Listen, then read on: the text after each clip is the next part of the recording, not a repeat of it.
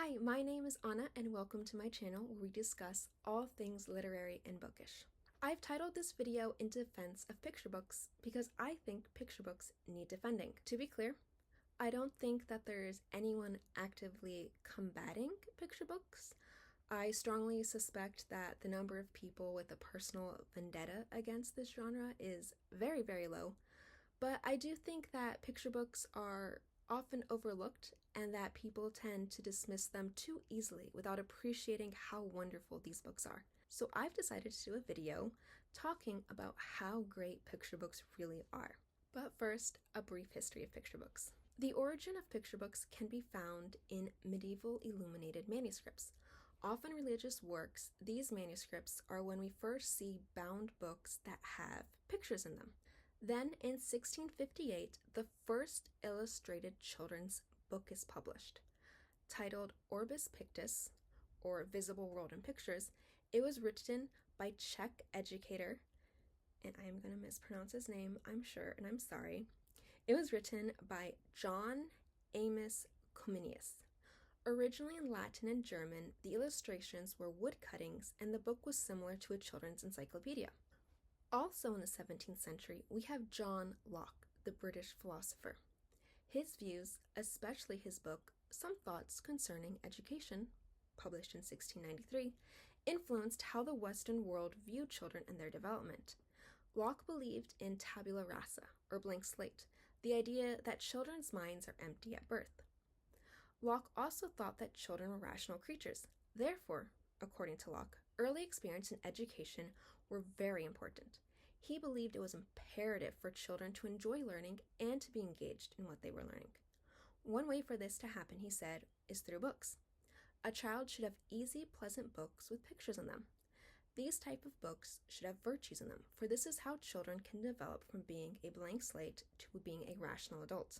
On the other side of the world, during the Edo period, about 1661 through 1748, Japan had akahon, and I am sure I'm mispronouncing that as well. But Japan had akon, or red books. These were illustrated booklets for children. They were filled with folk tales, fairy tales, and children's stories. Because these booklets were often a child's first introduction to literature, they had lots of pictures and easy language.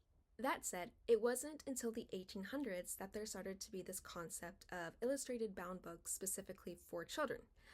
These books were primarily concerned with morals and fables and lessons and nursery rhymes and fairy tales, and they didn't have quite that same storytelling element we typically expect when we hear the word picture books. Then in the 20th century is when we really begin to see picture books as we think of them today. One notable example is Beatrix Potter's The Tale of Peter Rabbit, published in 1902. And there are several reasons why it is the 20th century that we start seeing picture books. So in the early 1900s, there is a lot of social reform going on, and these reforms include the welfare of children. There's this new emphasis on promoting children's development and growth. Additionally, this is around the time when Andrew Carnegie begins to donate money for the construction of libraries. The man that Carnegie chooses to be in charge of this project, James Bertram, has criteria for these libraries, one of which is that these libraries need to have a children's reading room. Additionally, during the 20th century, 2 awards for children's book are introduced. The Newbery Award is introduced in 1922, and the Caldecott Award is introduced in 1937. These awards bring more prestige to children's literature. Post-World War II, however, really brings about a boom in children's literature. With the increase of children being born after World War II, there is this sudden new large demand for children's books. While themes of picture books have differed throughout the years, for example, the 1950s saw an emphasis on idealistic picture books, and the 1960s had more realistic topics, picture books have remained an integral element of literature. So let's talk about the benefits of picture books. So one really cool benefit that picture books provide is that they help children see that books are not just for grown-ups or that it's something that only adults can use. Books are for everyone, even the youngest among us. Additionally, when someone can't quite read yet or they're currently learning how to read, picture books can be a lot more exciting than books that only have words in them. Through picture books, children start to realize that reading can be enjoyable and that books aren't boring. Picture books also help foster children's imaginations and their creativity. One great example is It Looked Like Spilt Milk, which shows how one thing can look like a lot of different things. Beyond that, picture books also support language and math skills in children. They not only introduce children with a broader vocabulary and richer language, picture books also provide complex grammatical formats. Or in other words, picture books allow children to become familiar with diverse sentence structures. One example I personally really like is The Mitten by Jan Brett. It does a masterful job of showing complicated sentences. In terms of mathematics, one area in which picture books help children is with their geometric and spatial reasoning. The pictures often allow children to see certain settings from different angles, as well as see the same scene from a different distance. For example, in Virginia Burton's book, The Little House, we see the house get smaller and smaller and smaller the more skyscrapers surround it.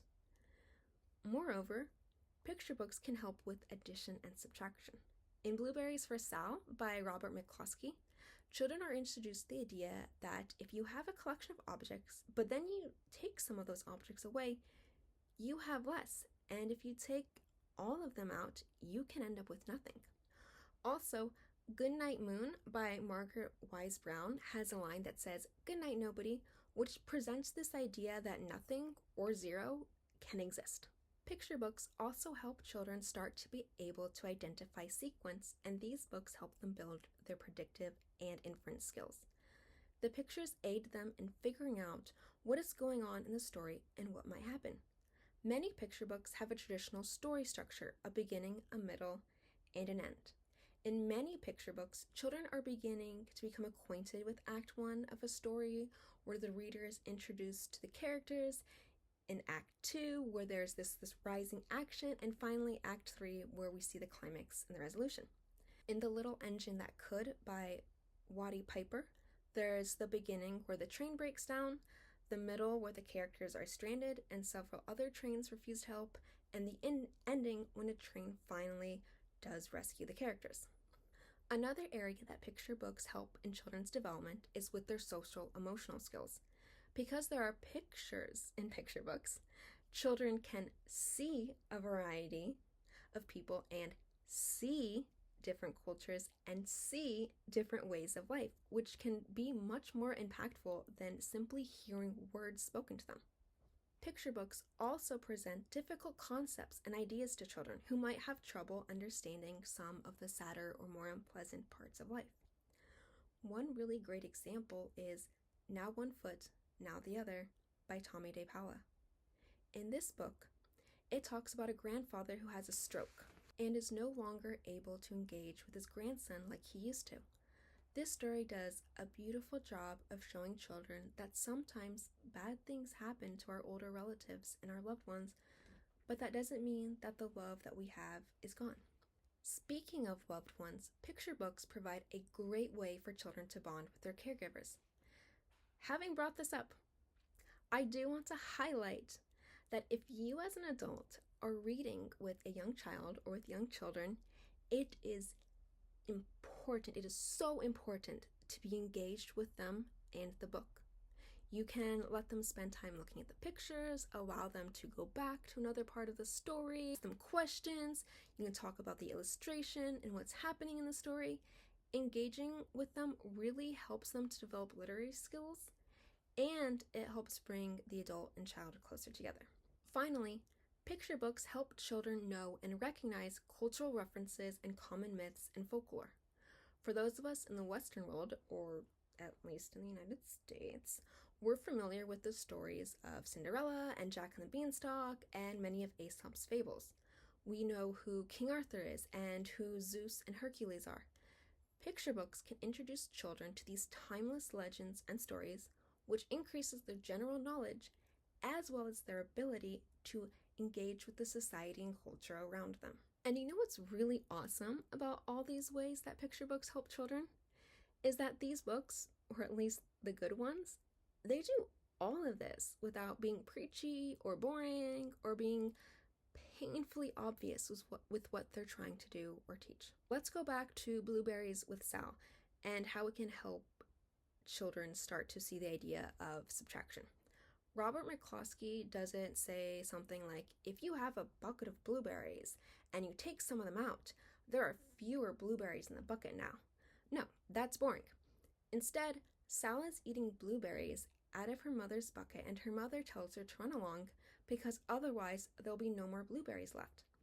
It just subtly brings up this concept that taking something away will mean that there is less than what you originally started with. This helps highlight just how complex picture books can be. They are often carefully created works of literature. The illustrations aren't just an afterthought or pictures randomly added to a text. Both text and illustrations are woven together to make a story that's appealing to children and often adults. And these books, even if it wasn't the goal of the author or illustrator, do so much to benefit children's development and growth. Picture books aren't just dry, boring textbooks blandly chock full of life lessons, nor are they simply pretty plain postcard pictures. They are works of art that can positively change a young person's life. I love picture books. I think they're wonderful and they're amazing, and I hope you do too. All right, bye!